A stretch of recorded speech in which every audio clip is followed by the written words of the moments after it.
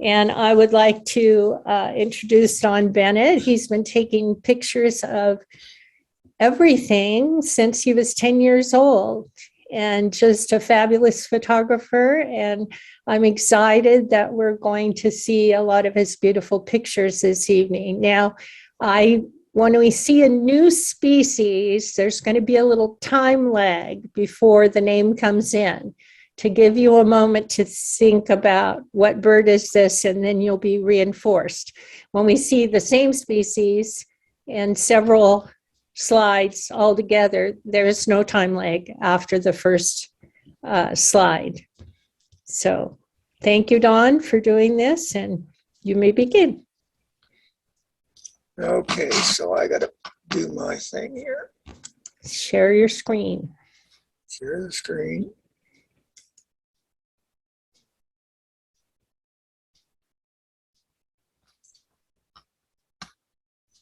Well, what's going on here? I'm clicking share screen, doesn't have, there it is. So we need to do this one.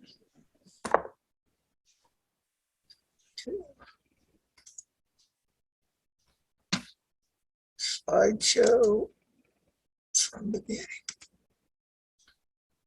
All right, is it working? We can just see you. Okay, Don, we don't have the shared screen yet. Well, I clicked on it. I think I've heard people say that you have to open what you want to share before you hit share screen. Yes and no. Okay, you have more experience with that than I do, Carol. It makes it quicker if you open it and put on your toolbar, but the trouble you can is, do it either way. Okay, now we see you. yeah, but I don't see the, okay, now let's see if I can do share screen.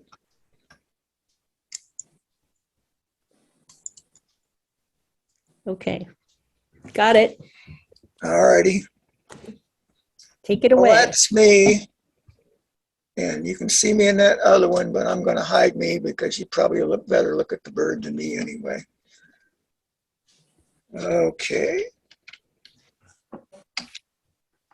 Well, the slides aren't advancing now.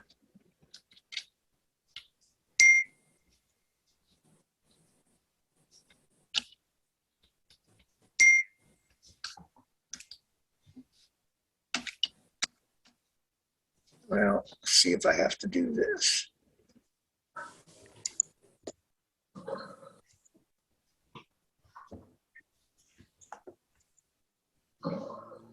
Okay, this was just taken as the rainbow was over the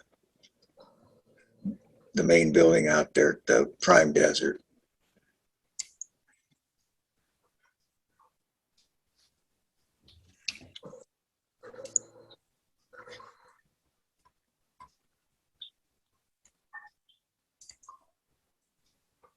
And of course, these are all Merlins now. All these now were taken out at Prime Desert.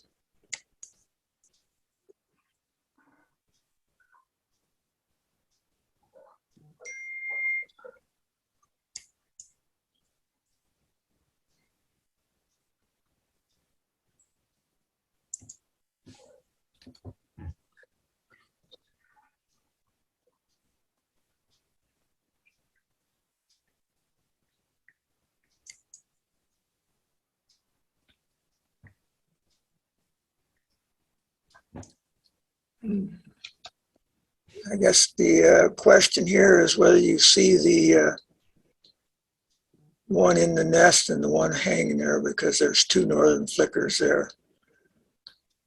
Last year they were, 2 years ago they hung up there, but the year before that the American kestrels were in there.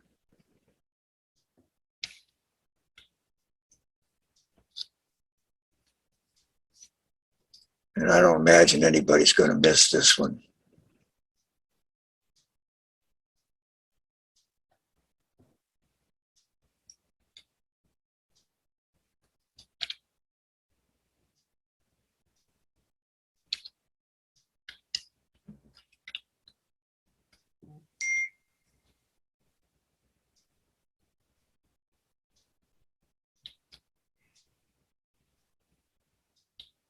Jan ought to recognize this one.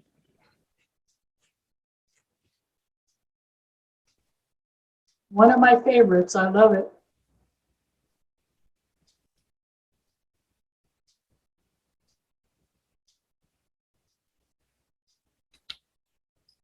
If any of these are spelled wrong, it's the darn computers. I've never been able to get a computer that spells halfway decent. This is the only vermilion flycatcher I've ever seen out of Prime Desert, and he was only there for about 5 minutes.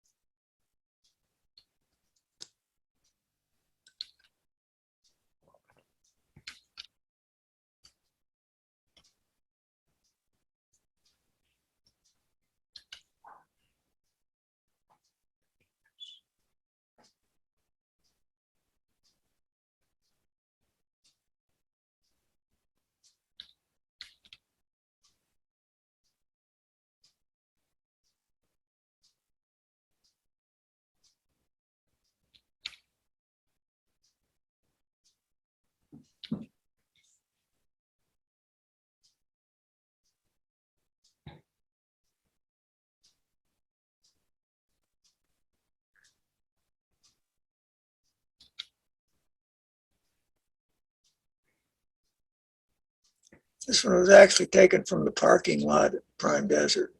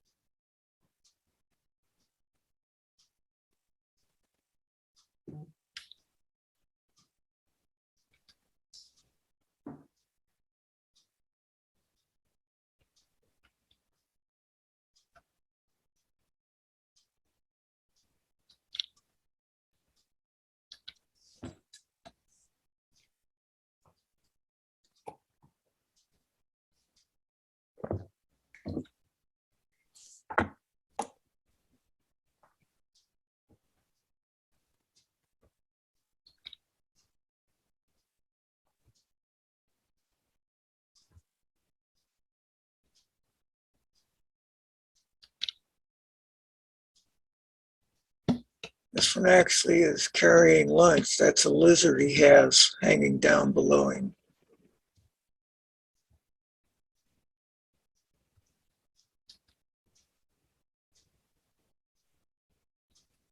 And this one's having a lizard for breakfast.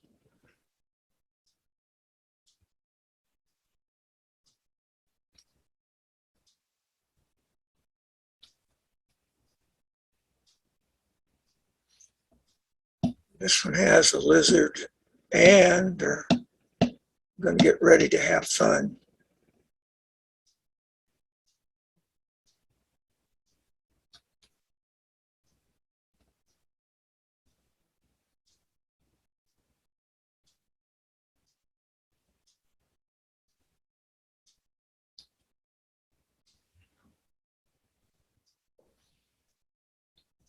This was taken 2 or 3 years ago when the kestrels nested in there and they had 3 babies.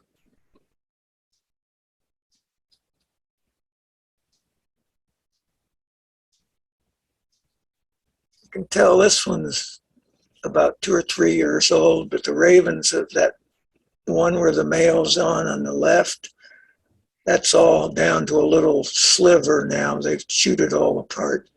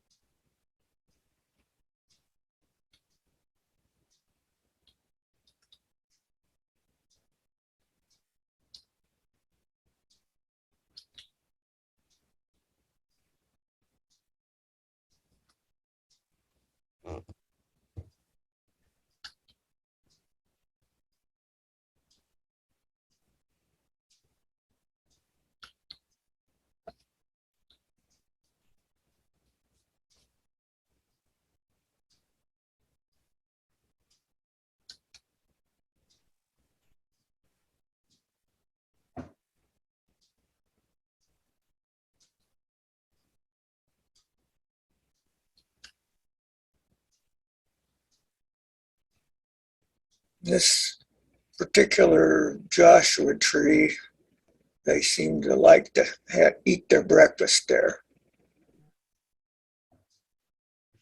It's out on the west side, close to where the porta potty is.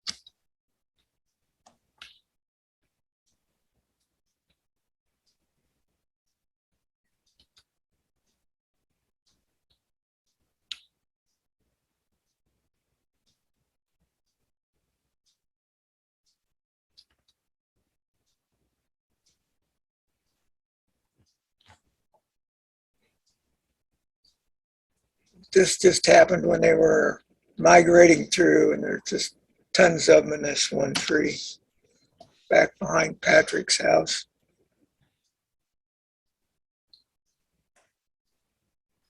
There is one raven up there. There was about 50 vultures in there.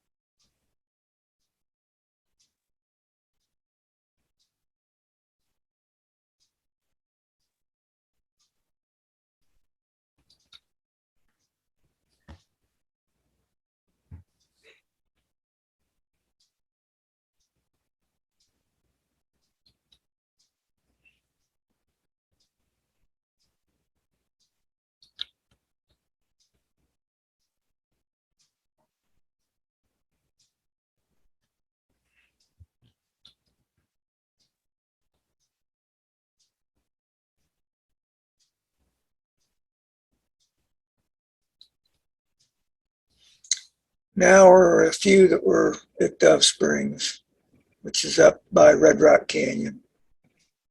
Actually, Springs is spelled wrong. But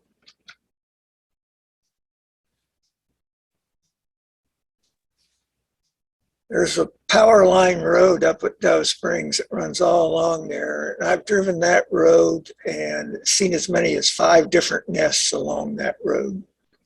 There's actually two hawks in there, 2 babies.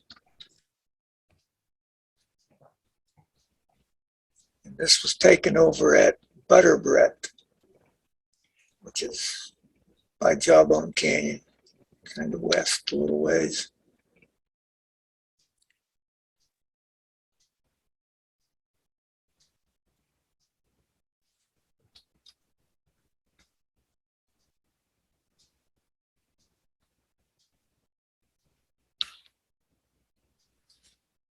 This is over the little catch basin over by Quartz Hill High School, over close to where Jan lives.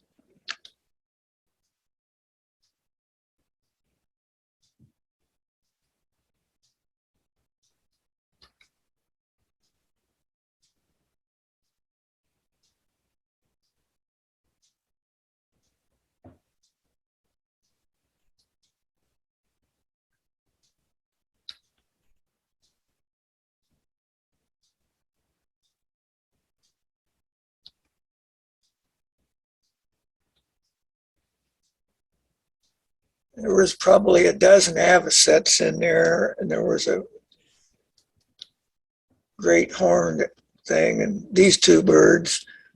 And those avocets wouldn't let them get close to their nest, man. They'd chase them away.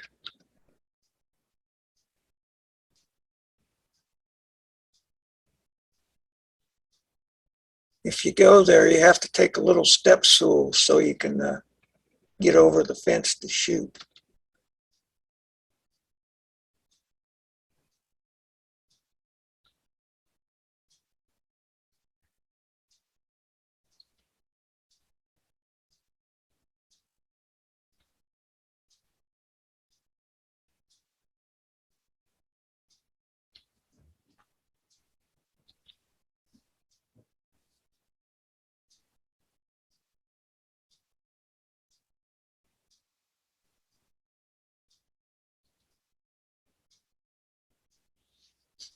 There was a bunch of like real little frogs, and that's what they were eating on there.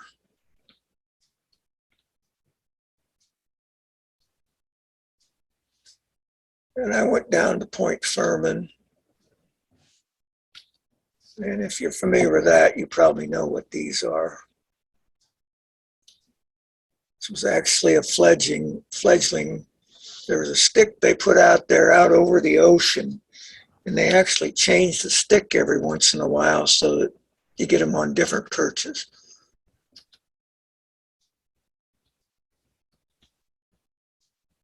And these are shot from about 25, 30 feet away.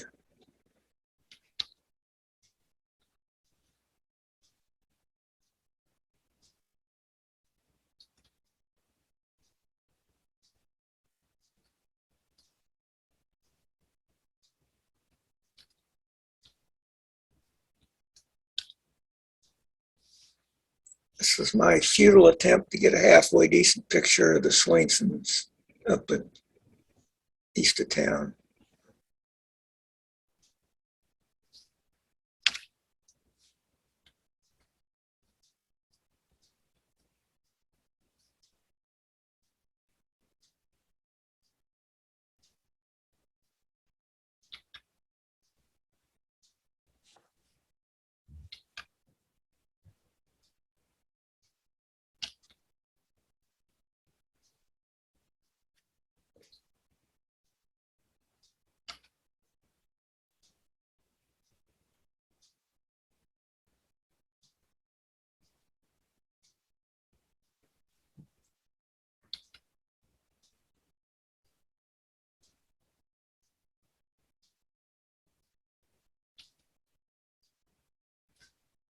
Down at Morongo, there's a little place where there's a bird feeder place and everything, but right beside it, there is a playground. And a lot of these pictures were taken in the playground.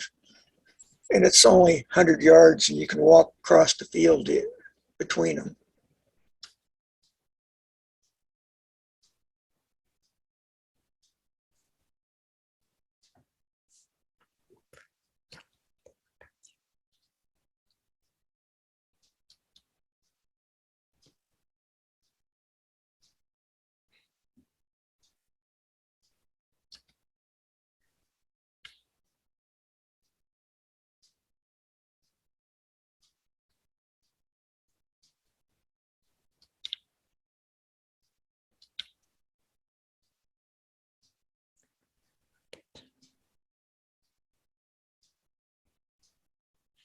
I see them on that branch every year. Or the years I go down there. I haven't been down there in a couple of years.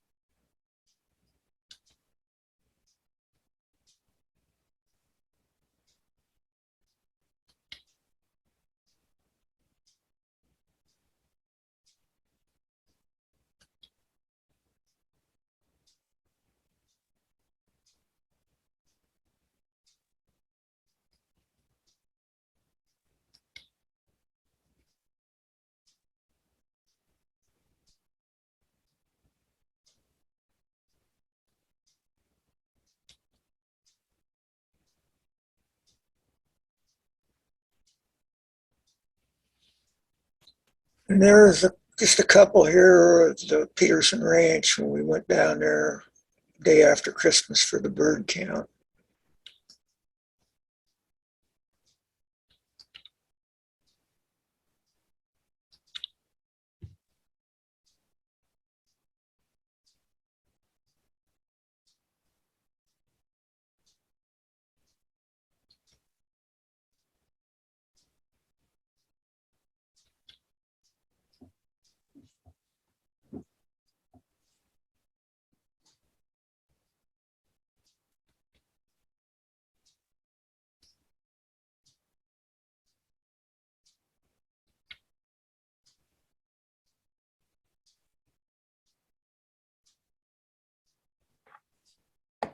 Try to figure out how many birds you see in these pictures.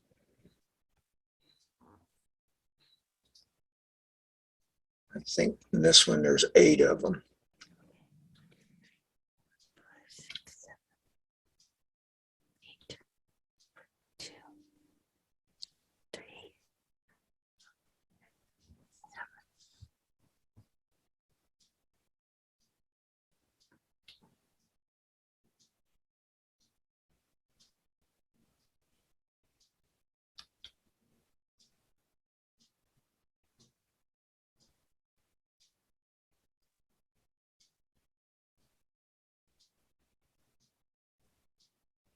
You might miss the little white-crowned sparrow way over on the right side of the picture, about halfway up.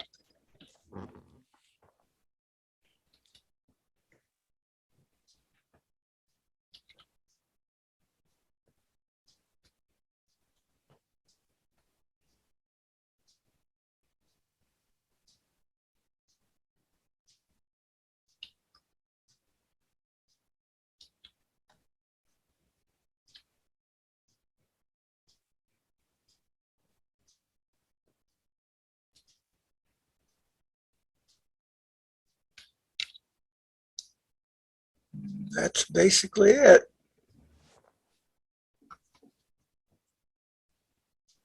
Well, thanks so much. Wow, what beautiful pictures, really. I think there are so few of us that if you have a question, you can just ask it. I'm going to look at the chat. I want to know, how many pictures are you taking to get that one picture that you showed? Like, are you taking 50 pictures of the bird, 100? I'm really curious as to, and I'm also curious, you've been a birder, lifelong photographer. How is the change in Carol and I were talking about the change in cameras. And I'm wondering how the change in cameras has affected you over the years. Well, I started out with, back in the film days, with a Pentax, and then I graduated to Nikon film cameras, and then Nikon digital cameras, and then Canon digital cameras. And now I'm using Olympus cameras simply because I'm getting old, and I hope you all understand that there's a magnification factor, and Olympus has a 2x factor. So I have a 75 to 300 millimeter lens, which most of these were shot with, but that's actually equivalent to 150 to 600 millimeter lens, and it's only about 3 or 4 inches long. So it's very light. That's what I use all the time out at Prime Desert. But, you know, I usually now, when I'm shooting wildlife, I'm shooting about 10 frames a second, and I'm probably throwing 9 of them away. And you're seeing, you know, a lot less than the ones I keep. You know, in Africa, when I went one time, there was a cheetah that was standing on a log, and he got it clawed up on this log to see where the impala were. And I shot, like, he was only there for about a second or two, and I shot 15 shots. And there was only one of those pictures where he was looking at me and his tail was out in front of the bush. So I kept that one and threw the other 14 away. And that's pretty typical because you start looking at it as the eyes closed, sometimes they'll close one eye, focus is off. So, I try and keep maybe 10% of what I shoot. Actually, like when I go to a major shoot like Africa, I'll come back with 20, 30,000 images. And I go through 3 sets of deletes before I even consider processing. And my goal is to get rid of over half of them on the first go around, then half of those, then half of those. And then I start deciding which ones I really want to use.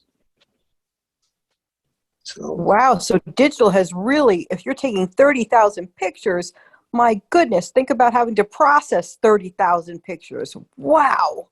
that's why I do the deletes first. Yeah. I Smart. get it down to, hopefully I get it down to like 10%. And then I'll probably use 300 or 400 of those in an hour-long slideshow. Mm-hmm. Mm-hmm. Yeah, it's just amazing because your photography is just so beautiful. But it's I'm learning. You spend a whole day doing birding, and you'll take a couple thousand pictures, and only use, like you said, 10% of them. It's amazing. Yeah, digital has made it. I shoot everything at 10 frames a second. If you did that with 35 millimeter, 36 exposure, you'd have about 3 shots, and the roll would be gone. So you had a whole different mindset when you had a film and you're only getting 36 pictures. I went on a whole 5-week backpacking trip in Wyoming and I only took 10 rolls of film. So I did that whole 5 weeks with 360 pictures. So it's just completely different, but it didn't cost you anything to throw them away except the little battery power, and you charge that up. I go out every day and, when I come home, I charge the batteries so that they're there. Even at Prime Desert, I'm shooting probably 8-10 frames a second. And sometimes I'll just throw them all away. And sometimes I'm doing it just for practice because I do a lot of practice of getting on the bird really quickly so that I can shoot. And I haven't done much of it, but the Olympus has a really kind of a neat feature. It's called Pro Capture. Like, up in Alaska when they see the fish, salmon jumping in the bear's mouth. Well, that's a very difficult picture, or used to be a very difficult picture to take because you had to kind of anticipate that. With Pro Capture, you can press the button down halfway and it starts taking like 8 pictures, and then it keeps throwing them off the end. And then when you see the salmon about the fish's mouth, you press the shutter, but it's already captured 8 frames in front of that. So you never miss it. Whereas before you threw a lot of ways because you just missed them. But Olympus has this really neat feature where if you want to get a bird that's getting ready to get launched, you just set it up. It eats a lot of battery power, but you're pretty much sure of getting the picture you want.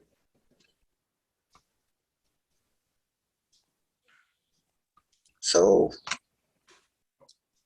any more questions? Can you say the name of the? Yeah, can you say the name of the camera again, Don? I get Olympus. They're Olympus cameras, but Olympus just got bought out at the end of last year, and another company's taken over, and their next camera will be called, they're keeping the OM designation, but they're dropping the Olympus. But I haven't noticed any difference. You get the same support. It's just, I think Olympus, the company, wanted to get out of cameras, stay more in the medical area. So there's another company, but they'll be called an OM camera. In fact, I've got the latest one on order. They just came out with a new one. I've heard that if you set it up right, it'll shoot 100 frames a second. Wow. And is this a mirrorless camera then? Absolutely. They're all mirrorless, and I would recommend anybody going mirrorless. It's, the rest of it's going to be obsolete before very long. Right. And the one that I have is so incredibly heavy. Yeah. I've got a 100 to 400 millimeter, and that's now equivalent to an 800 millimeter, and it's about the same size as Canons or Nikons or Olympus's 100 to 400. It's just that when I put it on their camera, it's equivalent to a 200 to 800 millimeter lens. The ones that we saw of the at the catch basin, they were all taken with that lens because I just got out of the car and stood on the stool and looked over the fence to shoot. But unless I know that I'm getting something really exciting out at Prime Desert, I don't walk around there for an hour or two with that lens. I just take this very little lens, Right. 600. But, you know, I'm 82 years old, so in fact, I got to go in and get hip surgery before too long. What was the word used, that Mickey? Mirrorless? What word? Mirrorless cameras. There's a digital SLR cameras that have a mirror that go up and down. Every time you take a picture, the mirror flaps up and down. With a mirrorless camera, there is no mirror to do that. It's all done electronically. Whereas the mirror comes up and it comes up so that the light goes through to the digital sensor and it goes back down. Well, that results in a bigger camera because you got to make the space for all that to do that. And plus it's then adds a lot of weight. So the mirrorless cameras basically are a lot of weight. You don't have the vibrations caused by the mirror slapping up and down. So there's just a lot of advantages to the mirrorless cameras. Just that mirror that flops up and down is no longer there. Right. So Don, It's tempting. Go ahead. yes, well, I think I'm going to do that. Can you stop your share screen so we can see everybody? Sure, as soon as I can figure out how. Well, you go to the share screen and then it'll. Yeah, but sometimes that don't just show up right. Oh, okay. Let's see here. Share screen, where would that be? Okay, stop share. Let's see if this does it. Yeah. Okay, Thank you. so other questions? Well, it was just really fantastic pictures. And, your lilac breasted roller from Africa is just spectacular. Oh, yeah. I'd like to say one thing. This is a shout out to me. I just want to say that I was lucky enough to be with Don for a few of these pictures, especially the ones at the water basin. And he lent me a good step stool that I kept for months until the one I ordered for myself got there. And it looks really trashy, the little water basin. You would drive right by it. It's chain link fence and it's really like a little maintenance thing. But it was, as you can see, it's also beautiful. If you can look beyond that ring of trash, it's a beautiful little site, which now is drowned since December. It's so full of water that you can only see about 3 or 4 inches of the reeds on top now. But there are birds there.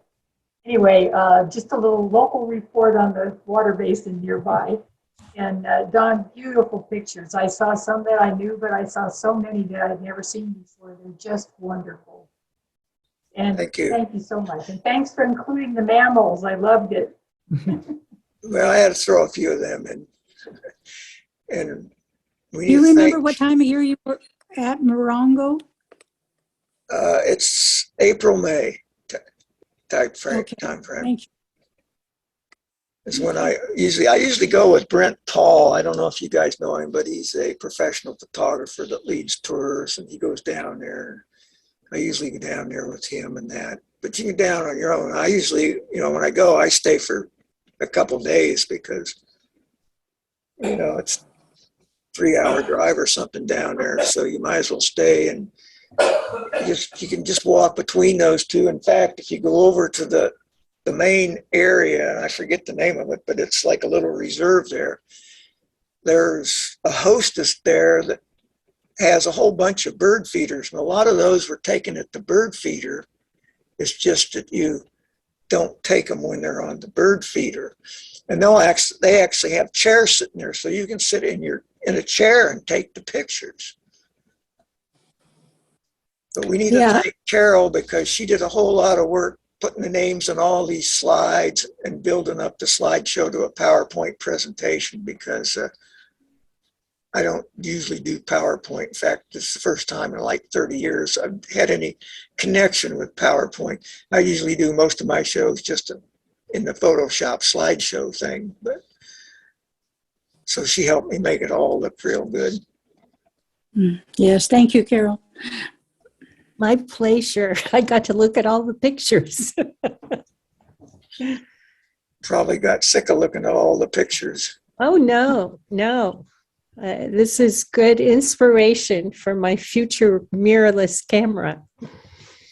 Well, one thing I would like to say is that I didn't say at the beginning was that this year, Audubon, Antelope Valley Audubon decided to do the Zoom presentations every other month.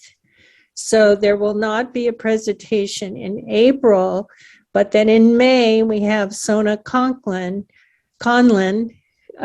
and she'll be sharing her pictures, and she is also a fabulous bird photographer. So look forward to more news about that.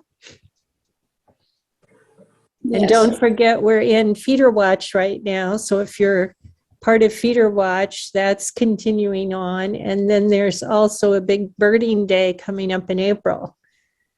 I forgot the name of the day. It's the big day. It's in May. May, okay. And then we have, of course, migration is going to happen soon. Well, it's Yes. already happening. The turkey vultures are already going through, I think. Yes, and swallow. I have a question about hummingbirds. Are they around? Oh yeah, I see them every day out there. Okay, because they aren't coming to my feeder, and I don't know why. I just wondered why I thought they should be here. I have two almost at my feeder every day. One is an Allen's and the other is Anna's. But in the front yard, my sage is beginning to bloom, and that there are multiple birds on the sage all the time when it's blooming. Yeah, also today when I was walking around out there, I started smelling the creosote, so they're going to start blooming before long with that nice aroma that the creosote has. There's that one out there, they say is probably the oldest plant in the Antelope Valley. That's out by Patrick's Bench out there. Oh, that's at Prime Desert? Yeah, oh yeah. Mm-hmm. Wow. What color are the creosote flowers? Yellow. Okay. Mm. In fact, you saw that little carpenter bee or Yeah, beetle that was taken on that creosote tree. that's a bee. That's where I know the answers. The sign by the bush says that it's estimated to be 800 years old. Really? It's a beautiful big bush too, right by the trail. Almost looks like a tree. Yeah, it's really big. Yeah. And I saw something that was interesting this morning too. I saw one of the California quail that was all the way up on top of that cottonwood tree by the cottonwood bench. He was Really? all the way up on the top. Wow. That's very high.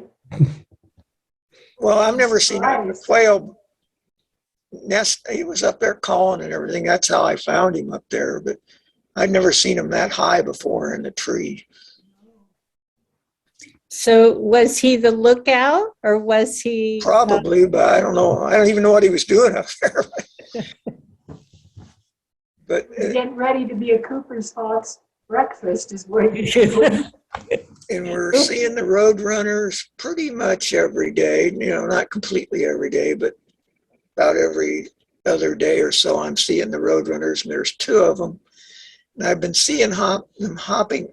They would go on the ground and pick up sticks, and they've been hopping up into this one juniper tree. So I think they may be making a nest up there. And it's right over there by Patrick's place. Well, I'm leading the bird walk Saturday, so hopefully we'll be able to see some of that. Look for them over by between what we call the Wild Horse Bench and Patrick's place. Okay. And we named it that because of what the interpretive sign says there. The sign is about wild horses. Well, there's signage about wild horses there. Oh yeah. Yeah, Is that the one by the Andy Gump that's over there? No. it's on the way to it, not close to it. Okay. It's a big freeway intersection with a bench and a sign that talks about the wild horses that were there in the past. Mickey, what time is the bird walk? 9. Okay, thank you. Mm-hmm. Well, if there are no further comments, we want to thank you again. That was really very interesting and wonderful photography. Thank you. And we will, anybody have anything they want to say as a last minute? Thank you, Dawn. Yes, thank you, Dawn, very much. And thank you, everyone that participated. Yeah. Happy St. Patty's Day. Well, the day is gone. The river in Chicago is dyed green. Oof. Oh, they did it again, huh? All right. Well, we'll say Bye-bye. good night to you all, and thank you so much for participating. Thank you.